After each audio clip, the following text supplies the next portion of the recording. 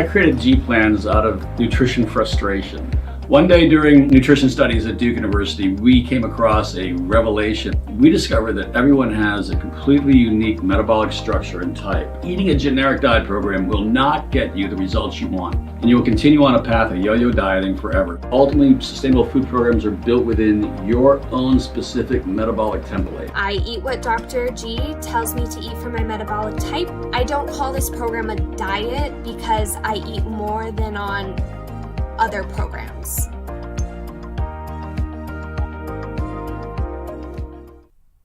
Hello, welcome to another nutrition masterclass. My name is Savannah, nutritionist here at G Plans, and I'm so glad you've joined me here today. I see Charlie checking in. Good to see ya. So glad you're here today. So, of course, every Wednesday at 12 p.m. Pacific Standard Time, I'm live here with a new topic. So, you're also able to enter any questions you have, questions, comments throughout each presentation in our live chat box. So, feel free to do that today. I'd love to take your questions at the end. Today's topic, what we'll be discussing, is how to read a food label. So that can be kind of overwhelming. We're going to go over specifically the big things to look for and really how to determine to make a healthier choice when you're reading a label. And then we're going to go through as well a few health claims. So some more marketing claims, some things that can make an item maybe seem like it's a healthier choice, when in reality, maybe it's not the greatest option. So we're going to dive right in today. And of course, feel free throughout the presentation. If you have any questions, go ahead and add those in our chat box. All right.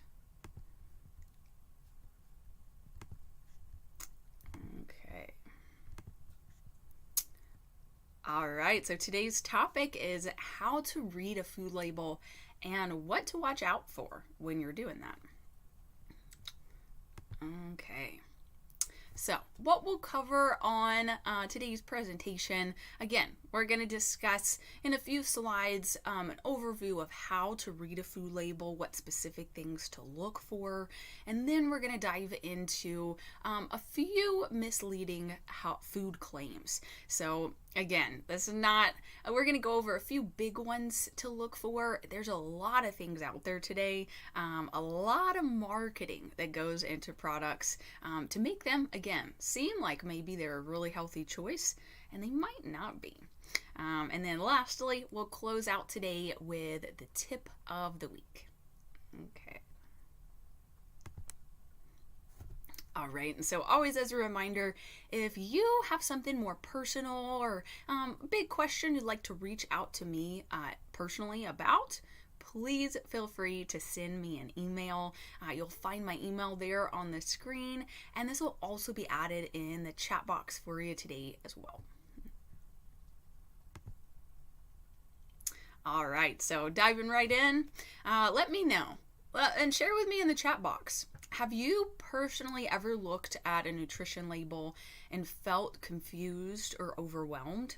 Are there any, do you not really understand what to look for, or are there any certain things that are a little confusing to you when you're looking at a label? You're definitely not alone if so.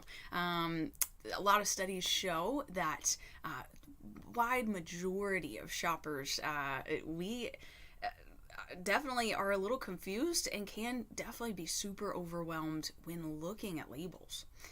So today what we're going to discuss is how to look at a label, what to look for, and we're also going to mention again a few claims that might be a good idea to steer clear of. All right. So diving right in here, we have a food label here on the right hand side posted just for reference. This is one so you can kind of look back while we're going over these things. So first things first, and you won't find that here on the label. First thing to look for is the ingredient list. The ingredient list is always listed in order of the ingredients that are present in the largest amounts down to the lowest amounts.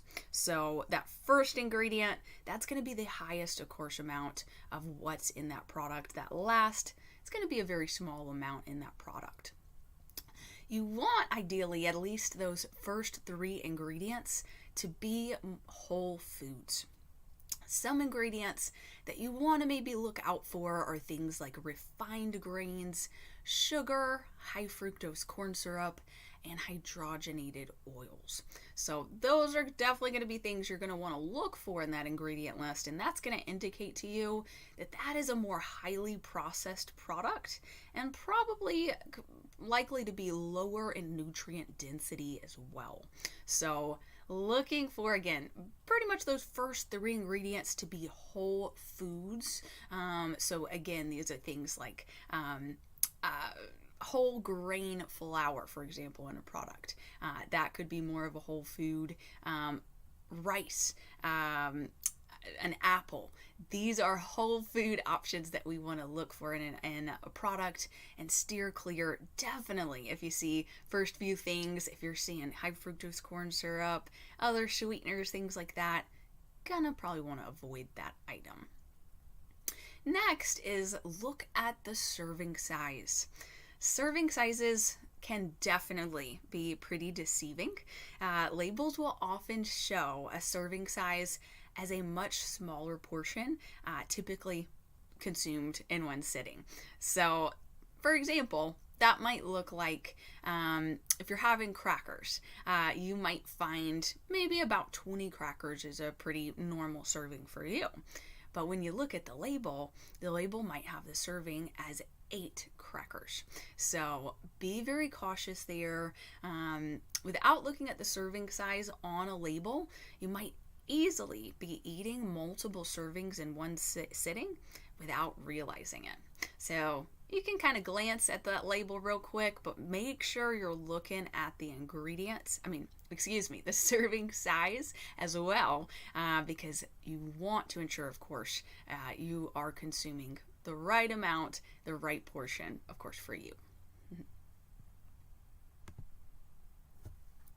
Next is understand the percent daily value. The daily value listed on a nutrition label, it's a guide that's going to tell you how much certain nutrients are contained in one single serving of that product. You want nutrients like certain necessary vitamins, you want those to be high, but you want things like sugar and trans fats to be low. Keep in mind that percent daily value, it's also based on a 2,000 calorie diet. So it's based around that. Of course, for you, you might need more or less than that. So it might not be the best percentage technically for what you need. So keep that in mind as well. Next up is going to be added sugar. And notice here I'm saying added as well. Limiting your sugar intake is really important, and on a food label, you want to specifically keep an eye on the added sugars. This is going to show you how much sugar was added to the product and did not occur naturally. So looking at the total sugars, total sugar grams is important, but of course too, if you're sticking to more whole food products, and for example, if this is a product that contains fruit, it may have a pretty good amount of naturally occurring sugars. And we know that, of course, when we eat that food in the whole food form, it does contain fiber as well. So that's going to kind of curb that blood sugar response. Now, added sugars, of course, that's going to be more refined sugars, sweeteners that are added into that product during processing. So that's one you might want to look at a little closer and definitely steer clear of there. Next up is going to be trans fats, and fortunately this is something you really probably won't see as much of now today. These have been really cut out of a lot of products, but a diet that's higher in trans fats, can lead to chronic inflammation, increase your risk of heart disease, and may even increase your risk of developing insulin resistance or diabetes. Partially hydrogenated oils like margarine, that's the big one, are some of the more unhealthy types of trans fats you definitely want to avoid. So again, you won't find this in as many items today, but these are typically going to be, again, much more highly processed items that do contain trans fats. So you're going to want to look at the label there. Of course, under the grams of total fats, you'll see it will specifically label the amount of trans fats in a product also. And next here is sodium. So do want to stress, of course, our bodies do require certain levels of sodium to function properly. So we need sodium. However, processed foods can be packed with sodium, and in certain conditions like high blood pressure, it's best to limit your intake. The FDA's guidelines overall, they're going to be to limit sodium to under 2,300 milligrams each day.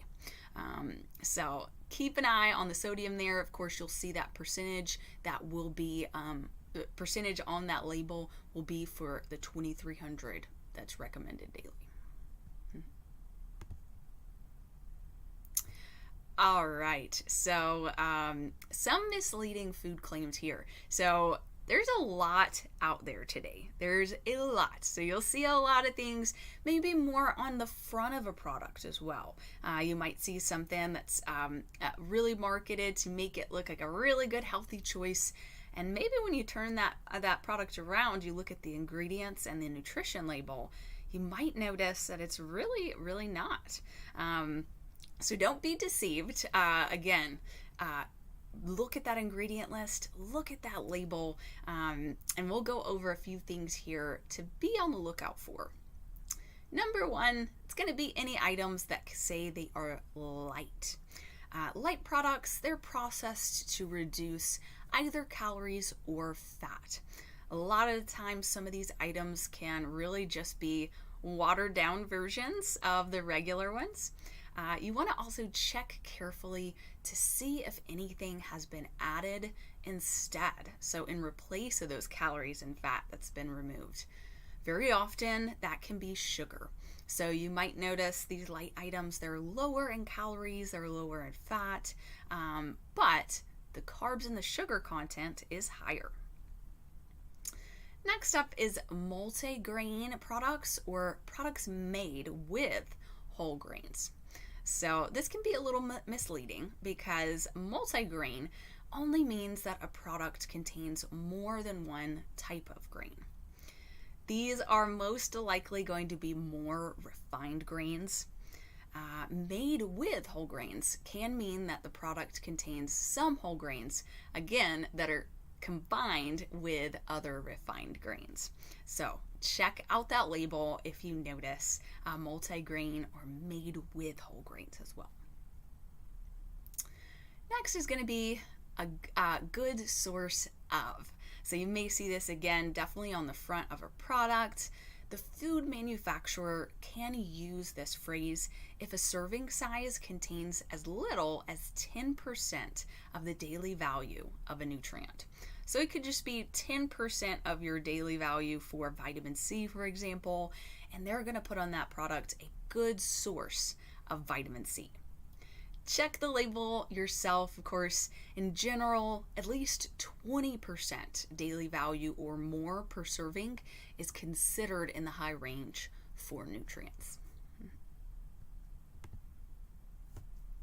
All right, next here is all natural. That's a big one. This does not necessarily mean that the product really resembles anything natural. It simply indicates that at one point the manufacturer worked with a natural source like apples or rice. The term all natural is very loosely defined by the FDA and USDA. So a lot of the times that one might not mean too much. Make sure you check again deeper into that item. Low fat as well. This label usually means, again, that the fat has been reduced at the cost of adding more sugar. So read the ingredients list and also look at the total grams of sugar, the added grams of sugar there. and cage-free or free-range eggs. This is a really interesting one. Cage-free and free-range can both mean that the chicken, they still don't have access to the outdoors, and they're confined to cramped barns indoors most of their life. They have such little space to move that very often they are very sick or can't move much on their own. So both of those phrases don't mean a whole lot. Again, they can be free range inside of a huge cramped barn with tons of other chickens. So looking for the certified humane label, that is a great label to look for, that shows that the animal was treated living how it should naturally. So access to the outdoors, access to the types of foods that it needs to eat naturally. That's a great label to look for, and that's going to help you know, again, that chicken truly did have access to the outdoors. This goes further than just for chickens, for eggs as well. You'll notice that certified humane label on other products also. All right, and so last thing here is my tip of the week. It's all focused around what we're discussing today. One way to make things a little easier, a simple tip to just improve your health and make it easier to avoid these misleading claims. Stick to the perimeter of the grocery store. You may have heard this before, but again, the perimeter of the store, it typically is going to have more whole food choices that are less processed. The center of the store is usually going to be where you find more highly processed items, and this is also where you might find more of these marketing claims we mentioned. So can be a little deceiving, and this is when you need to really look out for those labels and kind of make those just choices for yourself on what's the best option. But if you steer clear and kind of do the perimeter of the store, gonna make it a little easier on you, and with a lot of those products, items as well. So when you're grabbing whole food choices, you really don't have as many labels to read in general. All right, so this does bring me to the end of today's presentation. So at this time, if you have any other questions, anything else for me to add in the chat box, please feel free to do so. All right. All right. So I see a couple of people saying hello. Akos, Carmen, good to see ya. Oh, good. It sounds like, Carmen, I hope this was a helpful presentation. It sounds like you learned a couple things today, and if you have additional questions as well, again, please feel free to send me an email. Yes, and then Mary said, wow, how awful that the food manufacturer can do this. Yes, so again, a lot of these claims, and I encourage you to, because there's so many food claims today, so many. I encourage you to do a little more research on this. Search what various food claims mean, search misleading food claims, and read a little more on what some of these actually mean. Because again, a lot of them just comes down to the fact that they are very loosely defined. So they're words just kind of thrown around that don't really mean that much, but can be placed on the front of a product and lead us to purchase that item, not really knowing that it, truly doesn't mean a lot. So check it out for yourself. And again, when you're at the store, shop the perimeter, and if you're looking at a product, especially one that has some claims on the front, go ahead and flip that over to the back, read those ingredients, and look at that nutrition label. All right, Akos, I'm glad. She said, I've learned a lot too, very helpful. You're so welcome. And then Kimmy says, thanks for the info. You are so welcome as well. Glad to see you all here today. Glad you joined in. All right, I see one more question. Danny said, if I only eat natural, minimally processed, will I be eating healthy? That's a really good question. That's a great question. So first things first, reducing how many more processed foods, sticking to a whole food based diet is a huge positive change for your health. It's definitely going to benefit your health for sure. However, it's also important, of course, too, for us to ensure that we're eating the right balance of calories and macronutrients for us. So that's why it's important also to make sure you're following a good plan that's going to teach you the right portion sizes that you need, the right balance of macros, and over time, of course, as you follow that, it's going to help you learn a lot more about the balance of nutrition as well. So that's a huge important piece too. Again, too, if you have more questions with that, please feel free to reach out to me. And thank you so much. I'm glad everyone joined in today. I hope this was helpful. And please join in with me next week. So, of course, every Wednesday at 12 p.m. Pacific time, I'll be back here with a new topic live. So, hope you have a great rest of your day and an awesome rest of your week as well.